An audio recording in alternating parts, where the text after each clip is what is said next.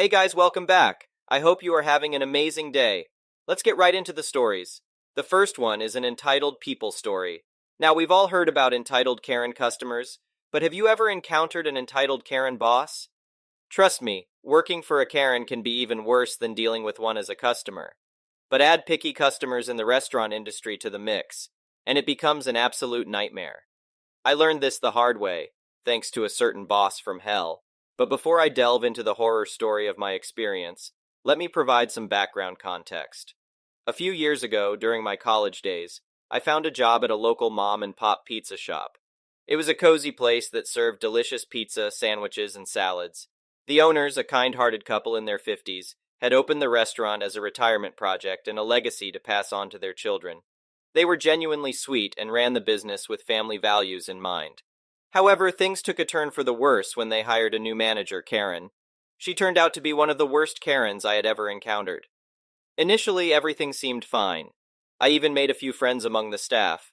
The crew was great, the owners were delightful, and Karen appeared to be competent. But then, everything changed. A couple of months into my job, our POS system underwent an update, which required resetting our PIN numbers for clocking in and out. Unfortunately, I couldn't reset mine. I reported the issue to Karen, and she assured me that it was a system error and that she had already submitted a ticket to resolve it. In the meantime, she advised me to write down my working hours, and she would manually enter them later. Days turned into weeks, and I still couldn't fix my PIN number. Luckily, I managed to keep track of my hours using my phone. When payday arrived, my heart sank as I discovered that my paycheck reflected a meager amount of work. Panic gripped me. I was a college student in dire need of every penny. The following day, with Karen absent, I approached one of the shift leaders and discovered that her paycheck was also way below what it should have been. It turned out that several of us were facing the same issue. Concerned, we messaged Karen, seeking an explanation.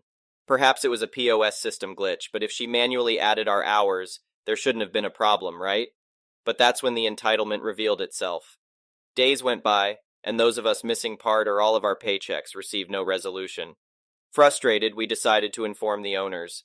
They acted swiftly, and it turned out that the correct hours were recorded in the system, but the payroll section failed to display them. Strangely enough, one person had received a full paycheck, Karen. Suspicion loomed over her.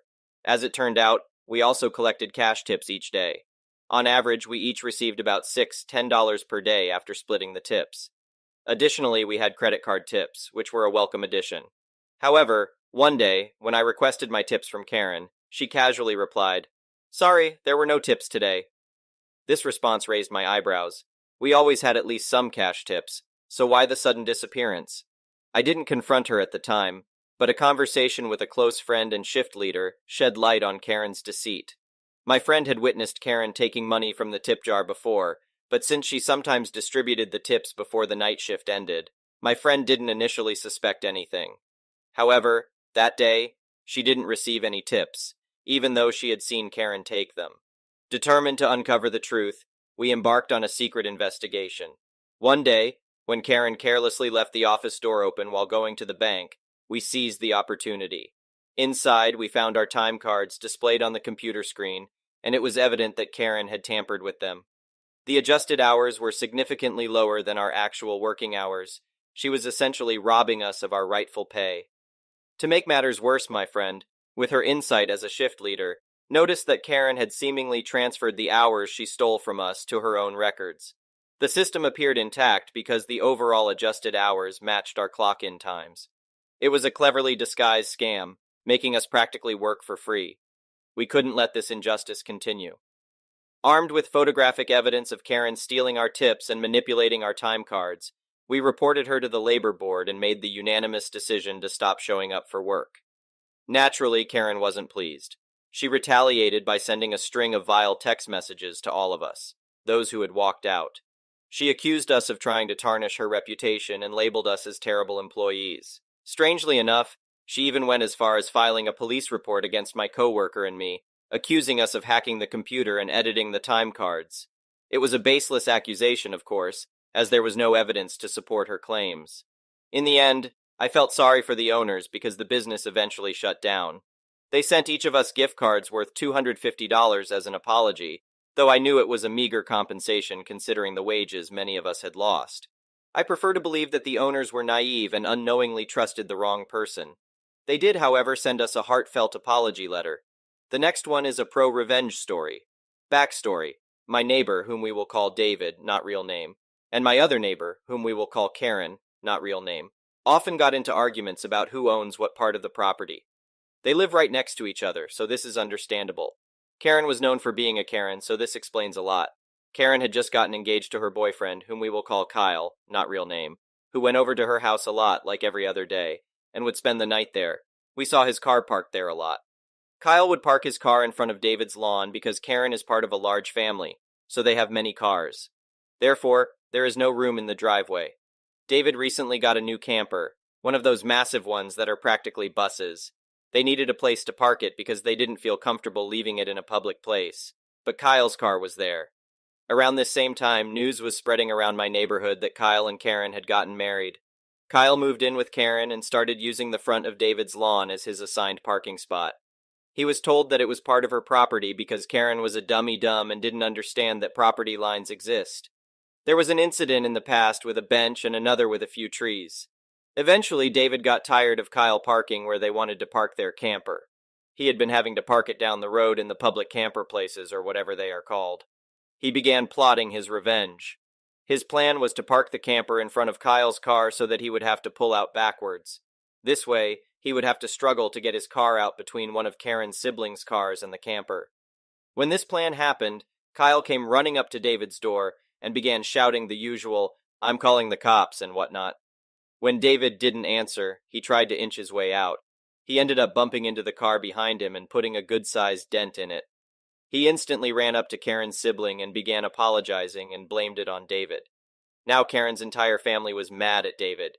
David said he saw this through the window and was laughing hysterically. Karen actually managed to think logically for once and blamed it on Kyle, but it was okay and insurance will cover it or something like that. Kyle began going off on Karen about how insurance would charge him for the damage, so they ended up fighting about insurance or whatever. This whole thing unraveled outside David's house, so he listened in through the open window. They then came up to his house.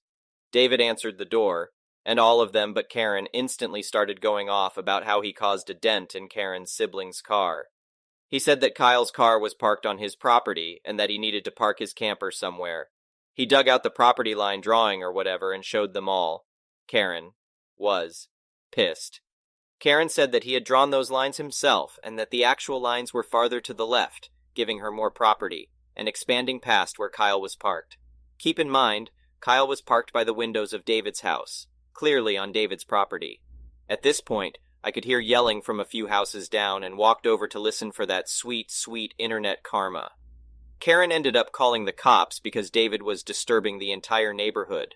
2 cops showed up in a car and instantly sided with David after reviewing the property lines. Karen was fined over $700 for misusing cops. Kyle ended up having to pay $900 for the damages done to the other car. Apparently he broke part of the engine or something. That's not all. Karen and Kyle ended up divorcing because Karen lied to him and said he was on her property, and Karen saying that it was her house, so she could lie if she wanted, and other things of the sort. The next one is a petty revenge story. I live in a semi-detached house and share a driveway. When I first moved in, an older British couple lived next door. I got along great with them. Then the wife passed away, and the husband moved to an apartment, selling the house to someone I'll call Cece. Initially, there were no issues with Cece, but sometimes she did things that annoyed me. However, for the most part, I was able to ignore her and her extended family. On one occasion, I found the roof of my spouse's car dented after it was left on the street. On another occasion, I discovered damage to my spouse's car, and the easiest explanation was if someone backed out of Cece's driveway without looking. I didn't have any firm evidence, just circumstantial evidence. So I installed a camera, no audio, just video, on my garage, overlooking the shared driveway and the street. I then went and informed all my neighbors about the car damage and the new camera. Nobody expressed any concerns, and nobody admitted to causing the damage. By the end of the following week, Cece listed her house for sale, and it sold quickly, bringing in a new neighbor. Now Cece was a realtor, and should have known the law about vacating her old house. However, she was still making trips with her belongings long after the new owner arrived. Cece ended up suing the new owner because she had left behind items that she was trying to retrieve. One morning, as I was leaving for work, I noticed legal papers on the windshield of the new owner's car. So I made a point of asking about them. That's when I learned about all the drama and ongoing issues. The new owner mentioned that they would have to document everything to defend themselves in court. This is where the petty revenge came in. I asked if the new neighbor wanted video footage. I provided footage of multiple loads of furniture being moved past the deadline. I also provided footage of Cece's sister sneaking across my property to try and serve the new neighbor, and then illegally leaving the paperwork on the car. Additionally, I provided footage of Cece randomly driving by at different times. With the footage I provided, the case was awarded to my new neighbor, who had to counter-sue Cece. The next one is an entitled people story. For a bit of background information before I share this short story, my mother and I went to Pennsylvania to visit my sister for about a week, as we haven't seen each other in person for over 4 years. During one of the last couple of days of our visit, my mother, my sister, one of her friends who she's living with, and I went to a local restaurant that she looked up via Google Maps as we were looking to try eating at someplace new. Now, I don't remember the exact name of the restaurant, but I do know that it's on the riverside and it has tequila in its name. Now, on to the story. We arrived at the restaurant and parked in a parking lot across the street from the establishment, and we headed inside. As we were heading in, we noticed that the restaurant is packed with lots of customers, and the place looks to be understaffed. There didn't seem to be that many waiters, waitresses on duty, but all 4 of us can tell that they are giving it their all to serve all these people, despite the circumstances. One thing I was surprised about was that we were able to be seated so quickly, even if the place looks packed to the brim. So we sat down, ordered an appetizer, and waited patiently for it to arrive. During this time, we chatted about some personal things that aren't worth sharing, and when our appetizer arrived, the waitress forgot to give us the cheese sauce that would normally come with our fries. I politely pointed this out to her after she dropped off our food. She apologized, and she went back to the kitchen to get our cheese sauce. No big deal, as from what we can tell, our waitress is serving about 7 tables total, including ours. Eventually, we got our cheese sauce for our appetizer, and then ordered our main meals. My mom got a baked potato with pork and BBQ sauce inside the potato that was the size of my head. My sister got a sandwich, I think. I can't remember for sure. And some fries. My sister's friend got something else that I can't recall, and I got myself a pepperoni calzone. Our food arrived, and everyone's food was correct, except mine. My calzone had ham or salami in it, which is something I don't like. So I politely informed our waitress that my order was wrong and told her what was wrong with it. She apologized, and I told her it wasn't a big deal. She offered to take the calzone back and have the cooks remake it, which I had her do. All seemed good, despite the mistakes that were made so far. Considering everything that was going on, dealing with a restaurant that was packed with hungry people and being short-handed, our waitress was handling things like a champ, until my mom and sister overheard an entitled Karen at a table next to us. I didn't hear the conversation myself, as I was staring off into space, waiting for my food to be remade, which by the time it was remade, it was done properly, which was nice. From what I heard Mom and my sister mention as they were talking to each other, this Karen was complaining about how the food was terrible, the service was sloppy, and how they were going to complain to our waitress's manager about their slow, piss-poor service. As Mom and my sister were conversing, my sister's friend joined in the conversation as well to offer her own input, and as they were talking and taking all this information in, I agreed with everyone in my party that this Karen is just being entitled, and we were practically singing our waitress's praises as she worked her butt off serving our table, plus several others at the same time. In the end, when we were ready to receive our check and leave, we told our waitress that she did an excellent job that evening, thanked her for all of her hard work, and we gave her a very generous tip. I think we ended up tipping her $50 that evening, but I could be wrong about that amount. Regardless, we gave her a really good tip, and I strongly believe that we raised her spirits at least a little bit, which felt really good. My sister also offered to stand up for this waitress if she were to receive a complaint from her manager, shift leader, or whoever her boss is, thanks to this entitled Karen. Overall, the food was delicious, and the service was top-notch. If Mom and I were to go back to PA again, we'll definitely revisit this restaurant and hopefully not encounter any more Karens who can't appreciate good customer service, even if it's being served right in front of their face. The next one is an entitled parent story. I have an upcoming update post to make soon, but for now, Here's one of my past issues with my parents that I talked about during the family intervention not too long ago. Back when I was still a kid, it was very hard for anything to be exclusively mine. And as my brother got older, he craved money for things above all else. He and I both got allowances, equal allowances. So that was sort of fair. I say sort of because he didn't have to do chores for his while I did. But that's in the past now because my brother is now having to do all those chores for nothing. My brother always wanted more money though, whether he spent it or not. He loved having new things, but sometimes he'd just save the money instead. Which is odd because you'd think he was the kind of kid who'd splurge his savings on the first thing he wants.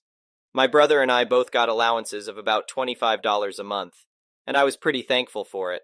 I usually saved most of my money though, but my brother always wanted more. One day as a teenager, I came home to find my room had been ransacked, and the only thing gone was my money. I had hidden it to try and keep it from my brother because, well, obvious reasons if you readers know what my brother is like by now. I thought I'd hidden it well, but he found it anyway. My mom was home when he did it too, and she acted like she didn't even notice. But there's no way she could not have heard him tearing my room up. I called her out on that during the intervention, and she just cried and made excuses about my brother being special until other family members told her to shut up and own up to it. My room was on the first floor right near the living room. My door was completely in view of the couch, and when I pointed this out back then, my mom just made the, "but he's special, he's not like you," excuse for my brother. I said I wanted the money back, and my mom just made more excuses. And my dad did too when he got home later. So yeah, excuses then and now. Back then, I did eventually get that money back because I refused to let it go. I heard my brother screaming as they took the money out of his piggy bank and gave it back to me. And they had the most disappointed looks on their faces, like I'd just robbed my brother even though he'd robbed me. But they couldn't tell me off because I wasn't in the wrong, and they knew it. I don't imagine many kids getting into the kind of situations where they are more right about something than their parents very often. A few months later, the whole situation repeated. My brother ransacked my room again and stole the money I'd hidden. Again. That time my parents didn't want to do anything about it, and basically said that they couldn't bear to see my brother so disappointed from taking his money. I reminded them that stolen money wasn't his money, and it was really crappy that they were just sitting back and letting that happen. My dad yelled at me to go to my room for saying that. So the next day I rode my bike to my aunt's house and told her everything. She came back home with me and asked my parents if they really let my brother steal from me and did nothing about it. My mom just started whining that my brother has special needs, and she didn't want to make him cry again, and my dad backed her up. My aunt just gave them both that narrow-eyed look and reminded them they have 2 sons, and my feelings mattered too. And what they were doing was very wrong. And it meant that my brother would never respect boundaries, and would think he can always get away with stealing when he gets older. My aunt asked me openly how much my brother took. I stated the number, which at the time was everything I had, save for the few bucks in my wallet. My aunt gave my parents an expectant glare. My parents tried making a few more excuses, but my aunt had a counter for each one. Finally, my parents went into my brother's room, and a moment later, my brother was screaming. My parents came back with all of the money my brother took and practically threw it at me for making my brother cry. My aunt then told them off for acting that way when I'd done nothing wrong, and they picked up all of the money they'd thrown at me and gave a pretty forced apology.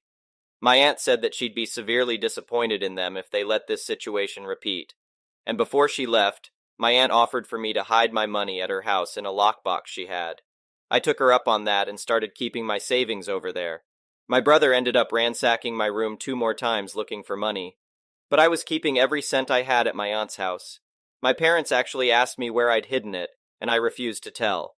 Then I asked why they wanted to know so badly anyway, and my dad instantly got defensive about it. My mom calmed him down, and they didn't ask again. Since he couldn't find my money in my room, my brother figured I must have hidden it somewhere else. So he started tearing the house apart, one room after another. And who was made to clean up the mess? Why, yours truly, of course. My parents started to blame me for the whole situation, but when I asked how I was at fault for not letting my brother steal from me, their only counter was that my brother had special needs. I swear they used that line with me thousands of times. That was something else I heavily berated my parents for in the family intervention. The final straw came when my brother ransacked our parents' bedroom.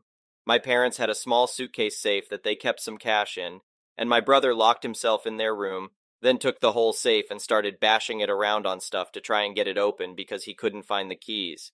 By the time my parents were able to get the door open by breaking it open, my brother had destroyed the room.